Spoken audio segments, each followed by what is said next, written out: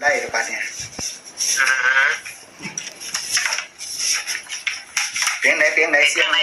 แล้วเอาเป็นจังไหนน้ำกันนี่เสียงไหนเสียงแล้ว อันเดียวนี่แหละเนาะเสียงแล้วฝันวางได้ไหม เสียงอันไหนเอาว่าเสียงดิเสียงอันเสียง63เหรอแม่น6336เสียงไหนจะบ่เป็นปานใดได้ตุ้งแต่ว่าเพราะว่าสิเสียง64อีกอยู่อืมไอ้ท่านว่ามันเว้ากับตูดนี่ว่าสิเล่น64นี่ล่ะว่าซั่นแม่นบ่อันสิเล่น64น่ะนั่นสินำ64น่ะนั่นว่าสิอันเอาเปิดโทษแต่ว่ามันโทรศัพท์มันบ่ค่อยนั่นดอกมันลูกหลานมันเล่นโอ้เดี๋ยวถ้าเราฟันได้จังๆก็เอานะมันเสียง36บ่ปานใดแม่นบ่บ่แต่ว่าก็กับมันใจอยู่นี่ล่ะ3883คนนี่น่ะอืมแต่ว่าเอาติดใส่ศูนย์กับหาเนี่ย538038เพราะว่าจับปลาเนาะฟันยังจำได้ตลอดฟันไปจับปลาหวยมื้อนั้นที่ว่าเสียง38จับปลาขึ้นได้จิน่ะนั่นแหละแต่ว่ากับพุ่นน่ะล่อยำมือสุดท้ายพุ่นน่ะว่าสิฟันว่าจังได๋อีกว่าสิลุงไปวัดอันนั้นว่าสิให้ลุงบูชานั่นสิไปเองดอกกันมาตัวนี้วะบูชาหยังประมาณจะไปมื้อใดก็ไปตัวกันเนาะบูชาหยังวัดปูศิลาพุ่นน่ะโอ้แต่ว่าเดี๋ยวสิเสียง28เบิ่งอีกเพิ่นลุงมันแรงนี่เสียง28ที่ป้าไปเสียงเต็มเสียงโอ้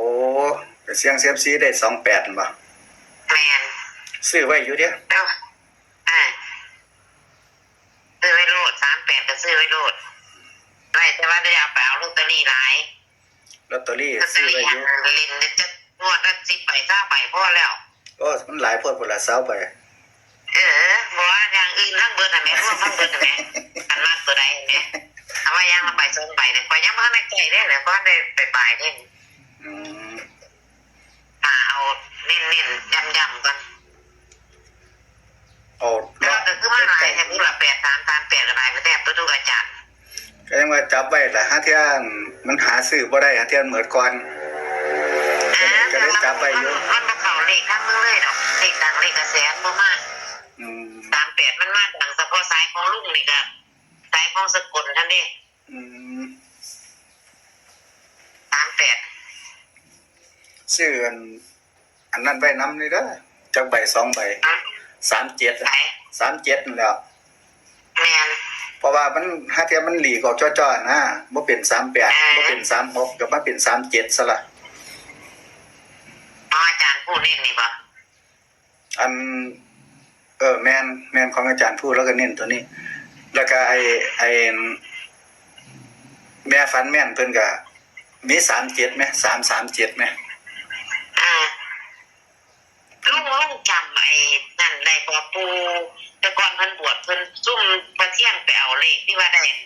388หั่นน่ะปู388หั่นน่ะ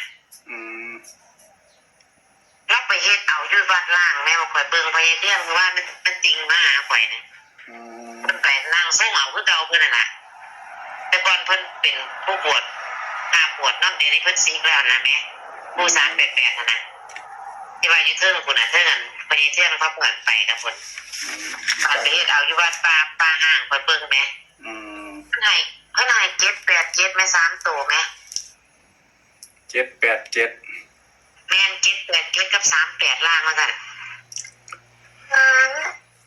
ถ้าเจ้าไปเฮ็ดอยู่เทิงป่าพุ่นเด้เบิ่งคลิปบ่เที่ยงก็ไปนั่นน่ะมันดิ่งมาหาข่อยนั่นเพราะว่ากดติดตามเราจะโดนแต่ข่อยก็บ่เพิ่นไปส่งเอาเพิ่นได้787ด้วยกันกับ38เพราะว่าเป็นไอ้แต้มมาอยู่ได้จัก50 บาท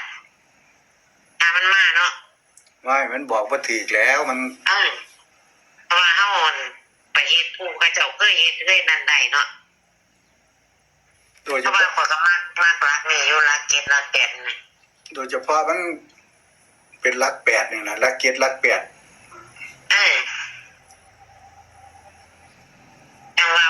เราก็ว่าขณะคอก็นั่งคิดอยู่น่ะเพราะว่าตั้งกี้เขาเจ้าบ่ทายหนาเราเนาะเดี๋ยวนี้ทายได้อายุ30 กว่าปีนี่เบิ่งหน้าตา บ่ อ่ะ30 กว่าปีนึงเป็นคนจอยๆสูงๆนะพระเจ้าเราไปพากันมนต์ป้าไปวัดห่างบ้านก่อนนี่ก็เบิ่งถ้ากันไปส่งเอาเพิ่นก็เฮ็ดอันส่งแต่ก่อนเพิ่นเป็นพระเพิ่นส่งมันบ่ถึกนั่นเนาะเขาเจ้าก็บ่ทายเนาะ แม่นโอ้พอเที่ยงไปหาแม่นบ่ แม่นพอเรื่องพากันเอาไปพุ่นน่ะไปป่าพุ่น เพิ่นได้ เอาไปป่ามันเป็นวัดล่าง เพิ่นได้787ติ 787ก็ไป38ล่าง อืม มันว่าอ้าวก็มาแต่38ทั้งใดก็ได้เลย เดี๋ยวสิโทรไปหาพอเที่ยงถาม อ่าร ายละเอียดถามรายละเอียดก่อน ผู้เพิ่นนั่นสิออกมาอาจารย์388น่ะเพิ่นไปเฮ็ดจนได้นะมันก็น่าสนใจที่ลุงขนาดนี้พอก็ยังคิดฮอดมีเด้ อืม เพราะมันบ่แน่ได้เลขหามเนาะ แม่น แล้ววันนี้เลขล่างมันก็มาเข้า38แล้วของข่อยอีกบัดนี้38ก็มาเบิดบัดนี้ มันก็ไปนำกันอยู่นะ038-538-787นี่เนาะ บ่ท่านนั่นมาดอกเด้อทั้งพี่เด้อเขาเจ้าเว้าก็บ่ต้องฟ้าวมาดอกทั้งหมดผีมันไกลฝนตกเพราะนั่นนี่คันมันนั่นก่อนท้ายท่านก็ได้เดี๋ยวข่อยสิบอกดอกคันมันเข้าคันมันฝันดีได้ตัวใดปกติก็สิบอกไปดอก อ๋อ แต่ว่า ที่แรกว่าสิขึ้นไปอยู่ เฮ้ยมันฝ่าฝนมันอากาศมันบ่สะดวกดอกมันก็บ่ในเข้าคักเก็บนั่นเถาะ เอา แต่มัน ที่ว่า มักแต่มันเข้าจะงวด2 งวดก่อนอาจจะเสยเมื่อยไปสักวันเนี่ยเฝ้าเสียงกับคนผู้เดียว2 คนเว้าให้ฟังเถอะคิดนำจะได้ขับรถขับเรือหั่นน่ะมันไกล มันชินแล้วล่ะ สิ้นอยู่หั่นล่ะแต่ว่ากับอันนั้นซะก่อนเดี๋ยวให้มันเข้าเบิ่งก่อนอันมันนั่นก็สิบอกมันโทรหาดอกคันมันฟันดีๆนะ งวดนี้ของไง เดี๋ยวเบิด ของไงทานเขานี่งวดนี้กันของไงทานเขานี่ก็สิงวดหน้าสิขึ้นไปหาเลย ตะแกกับสิน้ำ6446คือเก่าหั่นล่ะ อืม อ่า เพราะว่ามึงหันเพิ่นนั่น ตาย46ใส่หลายเนาะใส่ 46วันไหนเดี๋ยวมันได้150,000เว้ย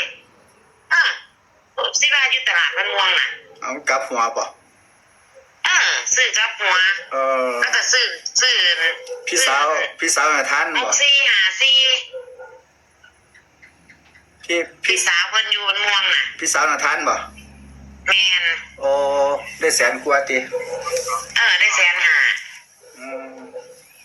มเอาจังซี่ก็ได้กันเราดักตัวใดเราเน้นตัวใดก็จะค่อยโทรมาบอกก็ได้ แม่นเดี๋ยวสิโทรบอกดอกกันนั่นแต่ว่าเพิ่นก็สินี่นะเพิ่นก็สิเล่นซุ่มนี่ล่ะ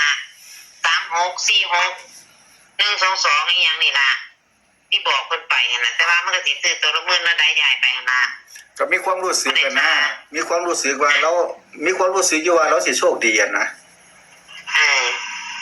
เกมมันนั่นทั้งสายนี่เนาะ แสดงว่า36นี่บ่เน้นเนาะกันบ่ปานใด บ่ปานใดดอก แต่ว่าติดไว้ได้หน่อยแต่ว่าบ่เน้น พอยังกินอยู่ปักอย่างนั้น อืม เขาก็ได้38อีก83อีกที่มันตายผีมาบอกว่าคนในบ้านตายจะไปเบิ่งแนวซั่นเพิ่นมาเบิ่งสักพักนี่ล่ะผู้ที่ว่าไปส่งหันบอกว่าได้หัวก้อนก็ได้3 ตัว อืม พอเรื่องก็เลยไปนำกระเจ้างวดนี้น่ะ อืมมันเข้ามาจังหวัดแล้วนะงวดนี้เพิ่นได้787เนาะ 787กับ38ล่าง โอเค งวดบางทีแล้วก็ได้ซั่นได้อัน894ซั่นมันมานำกันอยู่มานำกันอยู่แต่ว่า787นี่บ่มันแปลกเข้ามานะมันมีสิทธิ์มาได้ผู้โตนะ แม่น มันติด7ติด8อยู่นี่แต่ว่ามันสิอยู่ประมาณนี้นะ แต่เลขเป่าก็ไปเล่น2-3 ตัวนี่ได้ลุง ลอตเตอรี่ว่ายางละคู่นี่เอา7-7-6-6-2-2แค่นี้เด้ แต่เดี๋ยวสิโทรไปเรียนน้ำเปิดเบิ่งก่อนเด้อ จ้าเอาโชคดี ครับสวัสดีครับ ได้ รับโชคจ้าสวัสดีจ้า